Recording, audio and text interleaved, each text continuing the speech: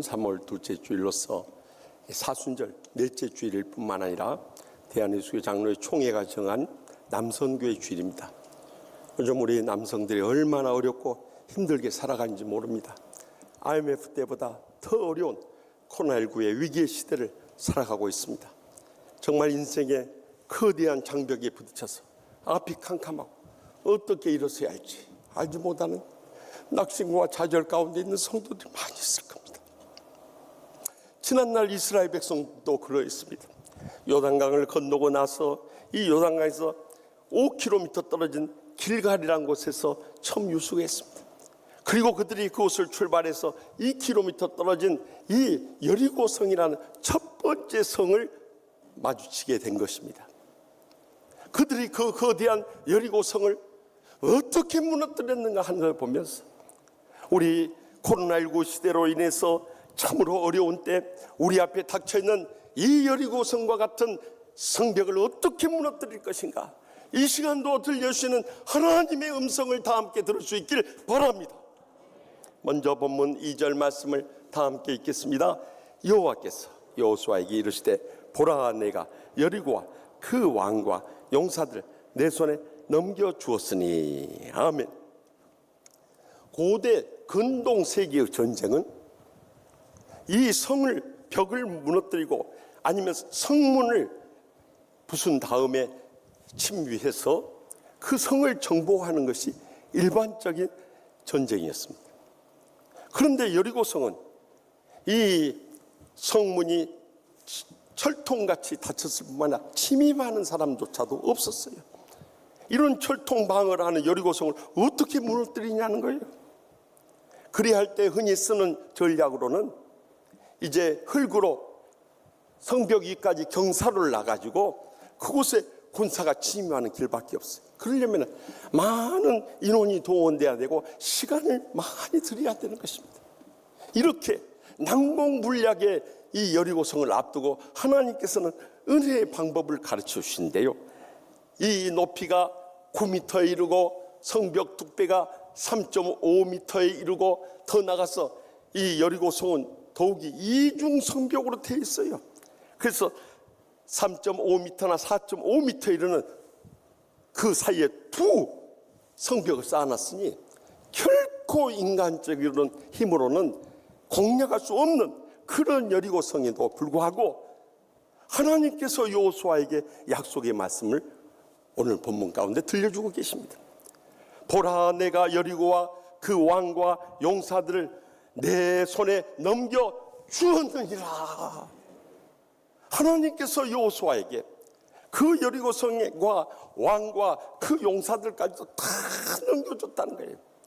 여기 넘겨줬다는 단어가 히브리어로 보면 나타티라는 단어를 쓰고 있는데 이것은 완료형 동사로서 I have given이라, 내가 이미 너에게 주었다는 거예요. 그렇기 때문에 믿음으로 나아갈 것을 명령하고 있는 것입니다.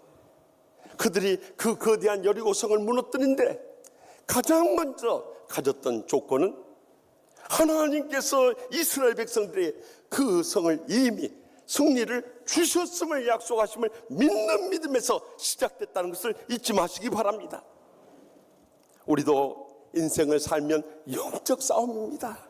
그것이 겉으로 볼 때는 건강의 문제, 물질의 문제, 명예의 문제, 인간관계의 문제 같지만요, 엄밀한 의미에서 영적으로 볼 때는 다 영적 싸움을 하는 것입니다. 가정에서도 끊임없이 영적 싸움합니다. 세상에서는 말할 것도 없어. 심지어 교회 안에서까지 우리는 영적 싸움을 하면서 이겨내 나가야 하는 것입니다. 사탄은 끊임없이 우리를 해하려고 하고 쓰러뜨리려고 하고 죽이려고 달려드는데요, 그런데 우리가 분명히 기억해야 할 것은 모든 것이 그들의 뜻대로 되는 것이 아니라 하나님의 뜻대로 된다는 것이, 모든이 그들의 힘으로 되는 것이 아니라 하나님의 권능으로 된다는 것이, 모든 것이 그들의 손에 있는 것이 아니라 하나님의 손에 있다는 것을 확실히 믿으시기 바랍니다. 그래서 잠언 21장 31절에 사울나를 위하여 마병을 예비하거니와 이김은 여호와께 있느니라 하고 승리를 선언했던 거예요. 그러한 이 복음의 승리의 말씀이 구약 성경 계속해서 끊임없이 나와요. 신약 성경도 마찬가지예요. 로마서 8장 37절에 보면 그러나 이 모든 일에 우리를 사랑하는 이로 말미암아 우리가 넉넉히 이루리라 분명히 선언하지 않습니까? 우리는 이미 승리가 보장된 사람들이라는 것을 결코 잊어서는 안 되는 거예요. 여러분, 우리가 운동 경기를 볼 때요, 그 생중계되는 운동 경기를 볼 때는 이 결과가 어떻게 될지 모르니까 얼마나 마음 조아리고 불안하고 긴장된 가운데 봐요. 그러나 이겨놓은 경기를 볼 때는 마음 편안하고 든든하고 걱정할 거 아무것도 없는 거예요. 이미 이겼기 때문에. 우리의 신앙생활도 마찬가지라. 모든 것이 주님의 뜻 가운데 우리에게 이미 승리를 주셨고요, 앞길을 예비하시고요, 우리를 통해서 영광 것이 원하신다는 것을 확실히 믿어야 되는 것입니다. 그래서 하나님께서 어떠한 거대한 여리고성이 우리를 가로막는다고 할지라도 이미 승리를 주셨음을 믿는 믿음으로 일어서게 될 때 어떠한 여리고성도 기적적으로 무너뜨리게 될 줄 확실히 믿으시기 바랍니다. 계속해서 본문 3절 4절 말 상반절의 말씀 다 함께 읽겠습니다. 너의 모든 군산 그 성을 둘러 성 주위를 매일 한 번씩 돌되 엿새 동안을 그리하라. 제사장 7은 7 양과 나팔을 잡고 언약궤 앞에서 나아갈 것이요. 아멘. 하나님께서는 이 불가능한 여리고성을 무너뜨릴 수 있는 구체적인 방법을 제시해 주는데요, 가장 먼저 그들의 영적 지도자인 제사장들이 언약궤를 메고 앞장서 나가라는 거예요. 그리고 군사들이 그 앞과 뒤를 호위하고요, 아무 말도 하지 말고 침묵하면서 매일 그 성 한 바퀴 도라는 거예요. 그 성 둘레가요, 가로로 225m, 세로로 80m, 둘레 해봐야 600여 미터밖에 안 돼요. 그런 성을 선발대가 가게 되면 이 돌아오는 동안에 남은 후발대도 기다리고 있어야 할 정도로 그런 성이에요. 그런데도 그것을 매일 한 바퀴씩 도라는 거예요. 여러분, 인간적이고 육신적이고 세상적으로 생각하면은요, 그거 돈다고 해서 그 거대한 여리고성이 무너지냐 이 말이에요. 순종할 수 없는 사실이. 그러나 하나님께서 명령하시니까 그들은 하나님의 말씀에 절대 복종하면서 매일 그것도 엿새 동안 도는데 끝까지 인내하면서 순종했던 것입니다. 이것이 그 거대한 여리고성을 무너뜨릴 수 있는 두 번째 승리의 근거가 되었던 거예요. 우리의 신앙생활도 마찬가지입니다. 인간의 지식이나 경험이나 이성으로는 도저히 이해할 수 없어요. 그런데도 하나님께서 명령하시니까 우리는 어떤 고난 속에서도 끝까지 인내하며 순종하지 않을 수 없는 거예요. 근데 대부분의 교인들을 보면 꼭 어떤 시련과 역경이 부딪히게 되면 그때부터 마음의 불만과 불평이 터져 나와요. 또 가까운 가족들에 대해서 원망하고 비난해요. 심지어 교회 안에서도 주의 종이나 교인들에 대해서 상처 주는 이런 일들을 얼마나 많이 저지릅니까? 그것이 믿음 없는 사람들의 일반적인 행태인 거예요. 지난 주간에 한 목사님이 유머는 나의 힘이라는 책에 나오는 재밌는 이야기를 전해줬어요. 이 동물농장에서 한 닭이 소한테 가서 이 동물농장 생활의 불평과 원망을 쏟아놓더래. 이 인간들 참 나쁜 것들이야. 어떻게 자기들은 가족 계획하면서 둘도 낳고 하나도 낳고 심지어 안 낳는 가정도 있으면서 어떻게 나한테는 계속해서 무조건 알을 낳으라고 그렇게 야단지. 정말 알 낳다가 내가 죽을 것만 같아 하고 대답하더라. 그러자 그 불평을 듣고 있던 소가 그래도 그것은 아무것도 아니여. 나는 젖을 얼마나 짜가든지 아주 가슴이 다 말라 비틀어질 정도로 젖가 짜가지고 지들 자식들한테 다 먹였는데 그렇게 해서 키운 자식들이 나보고 엄마하는 인간은 하나도 없어. 그러면서 불평과 원망을 쏟아놓더래요. 여러분, 불평과 원망을 쏟아놓는 그 순간부터 우리는 불신앙의 삶에 빠져드는 거예요. 그리고 상대방에도 상처를 주고 온 가정의 시험에 빠뜨리고 마는 거예요. 결국 그 근본적인 이유는 어디에 있는가? 인간의 이 욕심이 그런 불행 속에서 감사의 조건을 발견하고 끝까지 인내하며 순종함으로 인해서 정금 같음으로 믿음으로 나오고 더 큰 은혜와 축복을 체험하고 더 귀하게 영광을 누릴 수 있는데 그 기회를 다 놓쳐버린 거예요. 삶 가운데 어떤 시련과 역경이 부딪혀 온다 할지라도 그때 주님 앞에 엎드려서 침묵할 수 있길 바랍니다. 주님의 음성에 귀 기울일 수 있길 바랍니다. 그리고 끝까지 인내하며 순종할 수 있길 바랍니다. 그런데 놀라운 것은 주님께서 그런 사람들이 분명히 약속하세요. 야고보서 1장 2절에 4절에 내 형제들아 너희가 여러 가지 시험을 만나거든 온전히 기쁘게 여기라. 이는 너희 믿음의 시련이 인내를 만들어내는 줄 알미라. 인내를 온전히 이루라. 이는 너희로 온전하고 구비하여 조금도 부족함이 없게 하려 함이라. 여러분, 우리가 시험을 당해도 온전히 기쁘게 여기고 끝까지 인내하며 순종하면요 온전하고 구비하여 조금도 부족함이 없도 복을 부어 주신다는 거예요. 코로나19 시대도 마찬가지입니다. 이 믿음으로 우리가 이겨내야 코로나19도 다 지나가는 거예요. 우리는 십자가의 주님을 바라보면서 끝까지 인내하며 순종하게 될 때 주님께서 온전하고 구비하고 부족함이 없는 복을 부으셔서 우리 인생의 어떤 거대한 여리고성도 능히 무너뜨리게 될 줄 확실히 믿습니다. 마지막으로 본문 4절 하반절에서 5절 말씀 다 같이 읽겠습니다. 일곱째 날에는 그 성을 7번 돌며 그 제사장들 나팔을 불 것이며 제사장들이 양각 나팔을 길게 불어 그 나팔 소리가 너에게 들릴 때는 백성은 다 큰 소리로 외쳐 부를 것이라.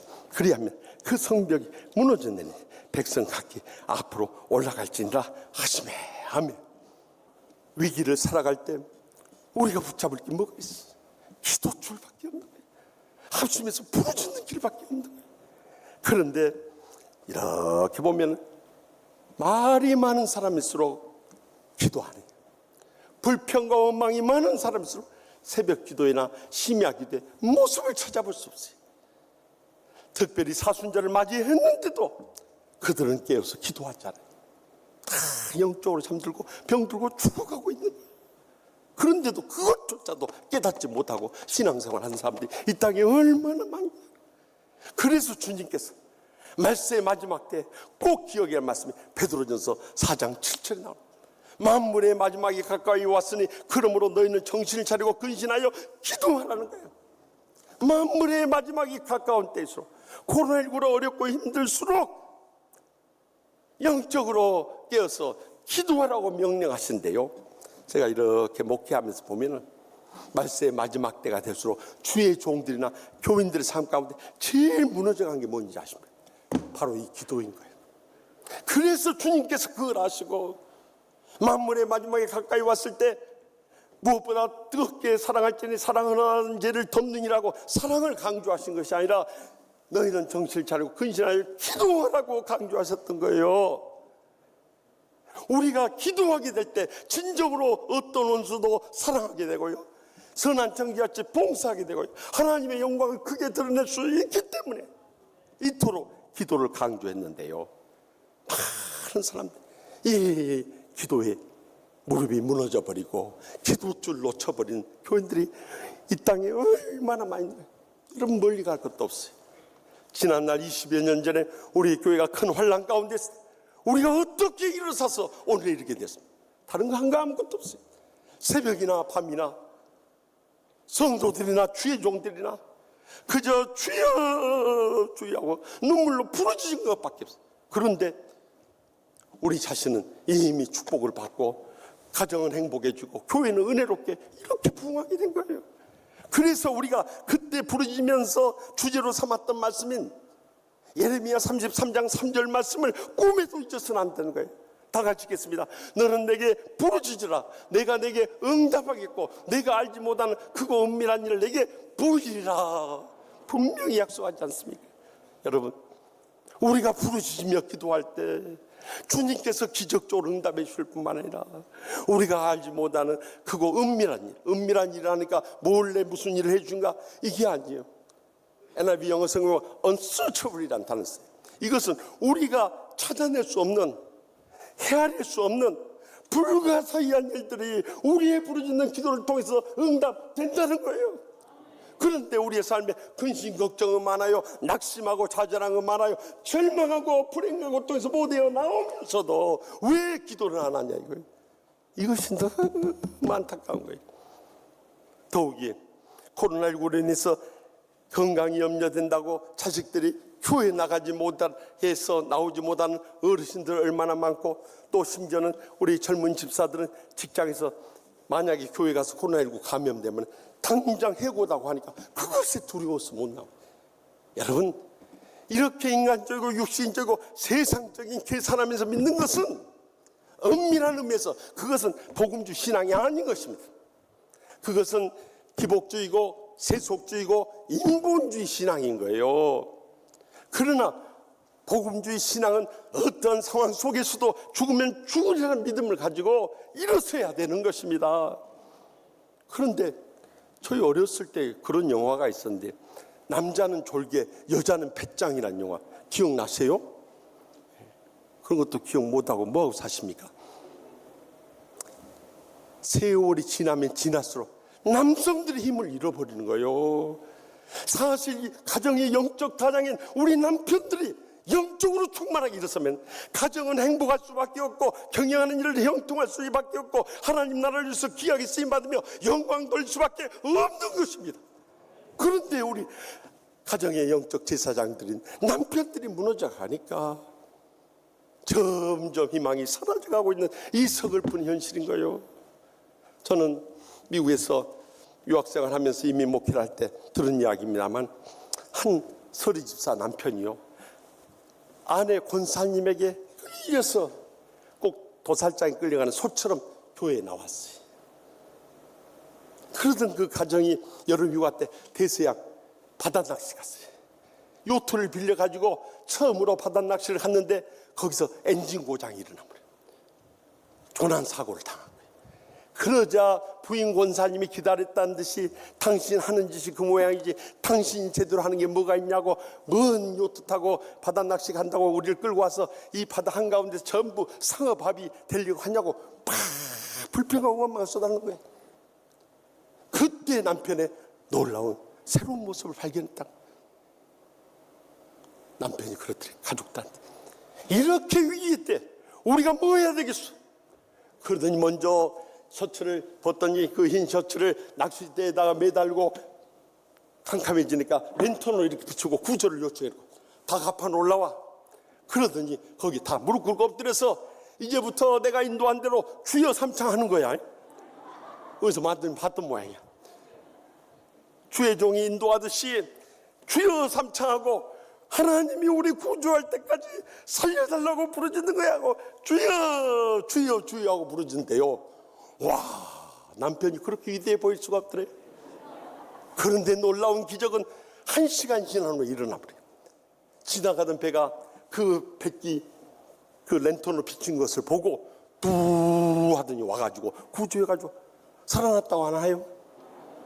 그래, 그 다음 주일에 교회 와서 목사님한테 그 전주간에 죽을 뻔했다는 이야기를 다 털어놓으면서 한 말이에요.